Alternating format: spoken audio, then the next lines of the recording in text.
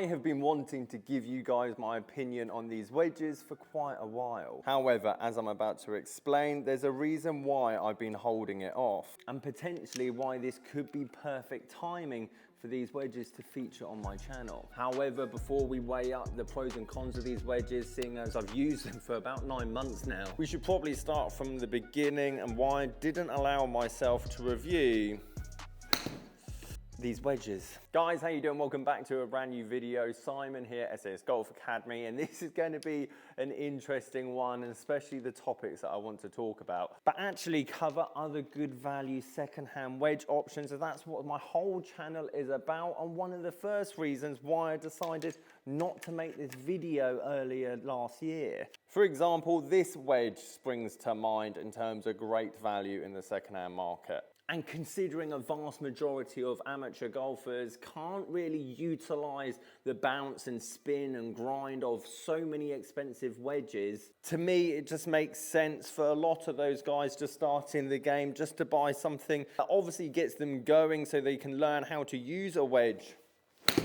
more effectively, but they don't have to spend £159 on one in doing so. So if you're new here and you like the idea of good value secondhand equipment advice, I'm on a goal for 100,000 subscribers this year, so if you wouldn't mind hitting that button, it would be greatly appreciated. Now, up until Christmas last year, I had a ball sponsorship with Vice, and we worked together for about 1.5 years, and they were a great brand partner. They suited and fitted the channel incredibly well. However, when I signed that year's contract, they didn't make any clubs whatsoever. No wedges, no putters, no irons, no drivers, which I've just recently seen being released. And considering my whole channel is about not buying brand new, buying second-hand equipment, you could see how this is somewhat a conflict of interest. However, that being said, my contract stayed exactly the same. I didn't have to review any of the hardware whatsoever. But when given the option to get these sent out, as well as the putters, to test them, see what I thought about them, with the potential chance of them actually coming on the channel and me talking about them, I said, yeah, of course, why not?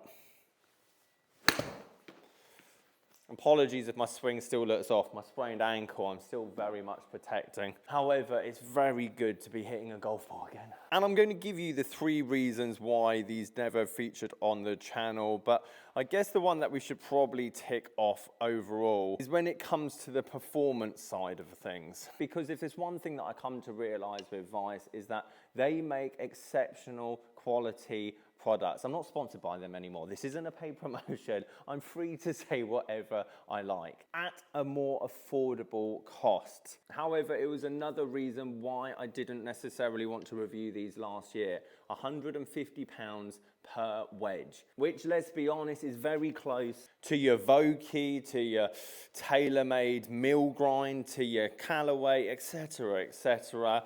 And considering I spent the last 7 years saying what I said at the start of this video, for the average golfer in the high teens or high 20s of the handicap wise, a £50 Cleveland would perform just as well as a £150 brand new one. However, it still meant I was toying with the idea of reviewing these for the channel. As I said, I was one of the first to get my hands on them, so it would have been a good video. However, as I was scripting it and testing some ideas, I was then becoming the harshest critic in the world. This would be my first video of reviewing brand new equipment for almost 4 years since I used to work in a pro shop. Therefore, if I just came out and said, these are the best feeling, best sounding, so much spin and control for £150 you could ever get, well, it basically destroyed my channel, which was difficult because actually these do feel and sound phenomenal. And we'll cover the other negatives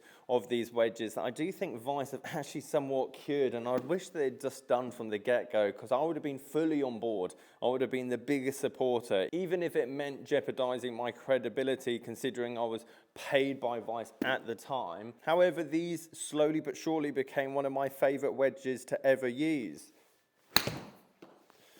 I've never been a massive fan of full face wedges because, to be perfectly honest, I feel like 60% of the grooves on this face aren't ever going to be hit or ever used. But putting those grooves performance to one side, I think aesthetically they match the linear look, the sharp modern design of the back. So therefore it makes sense to have a fully grooved out face on the front. Are these wedges any more spinnier than every other wedge on the market? Well, no, because to be conforming, you have to have the same groove tolerances as every other wedge manufacturer. And having proper low point control as well as club face and angle attack is how you get spin from a wedge. Hence why I'm such a big fan of second-hand wedges that have just got decent grooves still intact. However, even from the beginning, picking these clubs up for the first time, I knew Vice's strength, USP, whatever you want to call it, was never going to be performances. Let's be honest, that ship has sailed for a very long time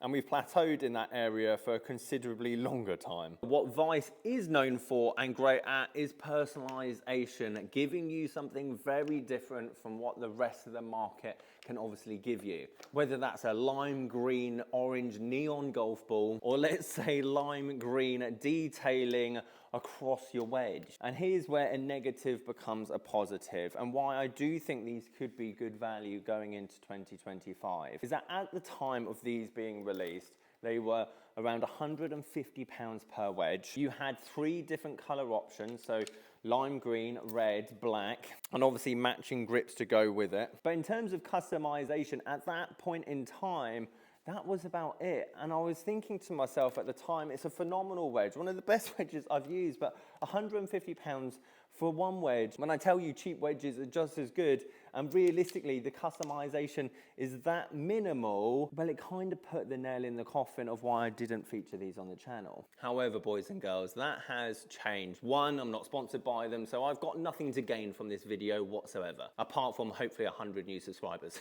Number 2 is that Vice Golf have reduced their prices on everything by the looks of things when it comes to hardware. Wedges are now £99, not £150. I've seen the putters come down, I've seen the irons come down, and better yet, and one of the reasons why I would have been all over this last year, is that at a very small cost, by the looks of things, it's an extra tenner, is that you can customize your wedge a lot more. From paint infill all across the head to matching shaft decal down the side, which again wasn't the option. Actually upgrading the grips seems rather reasonable as well if you want a fully corded grip, for example. There's multiple shaft options available as well as you choosing obviously the normal ones, your lie, your length, your loft. Which in a world of wedge technology and upgrades, realistically, there's only one area I feel like we can venture now, and that is through customization. And from what I hear, Vice expanding the amount of places that you can actually get club fitted for these, obviously the wedges, the irons, the drivers, everything else. For me, when we're talking good value, when we know we've hit the limits in technology so hard, what is Vice giving you more than any other manufacturer? Well, as of a couple of days ago, actually a more affordable product that's just as good, that you can tinker about with as much as your heart desires. Hence why I'm quite glad I didn't allow myself to review these wedges almost 7 months ago, and why now I'm more than glad to put these on my channel, because actually I deem them quite good value in 2025. Guys, if you like this video, please consider subscribing and hitting that like button. Any questions on your golf game or golf bag, sasgolfacademy.com.